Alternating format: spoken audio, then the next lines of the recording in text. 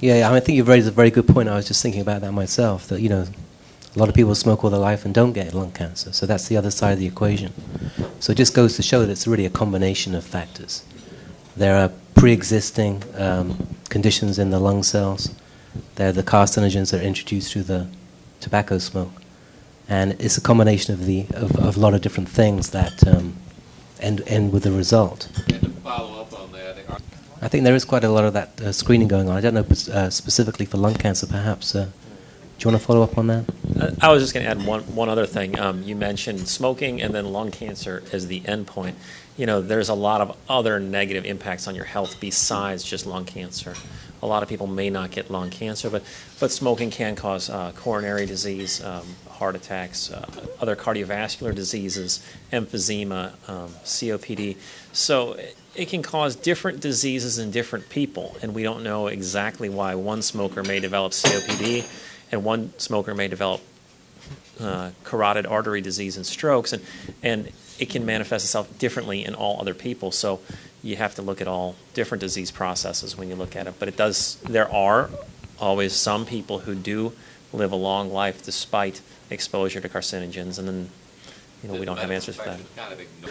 Well, let me give you my version of the answer to your question, just for discussion. A good analogy for this, I think, is somebody playing the Russian roulette. Okay? So, to play the Russian roulette, in my opinion, you need to be first crazy, and second, go and get that gun and do all these things, and then start doing it. So, all this craziness is the suppression of genes, taking alarms off, so that I told you earlier, the cancer, for it to develop, you need to silence some genes, usually in hundreds, 200, 300 per cancer, and then one bullet will kill, okay? So, if that is the analogy, why I did it, because you could say, well, this guy was playing the Russian roulette and he didn't die. Well, keep playing and he will die. So there's probability there.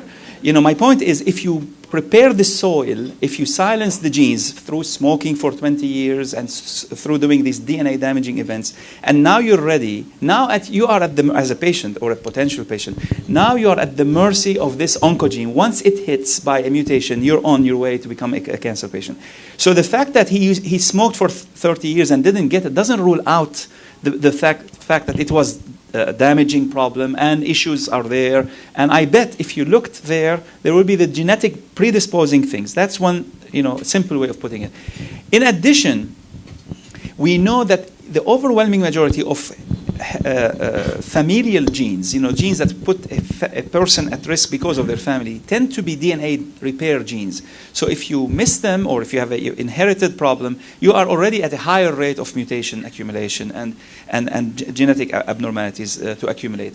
So to be more specific than why some do and others don't, may have to do, what did they silence? Did they silence a repair gene in this process, and now they are even accelerated in their attempts to get cancer? That's one. And then there's the detoxifying genes. There are enzymes that metabolize the toxins, and we have variations in everything. So some people may be much more efficient at clearing the toxins, so they may smoke more and not get anything.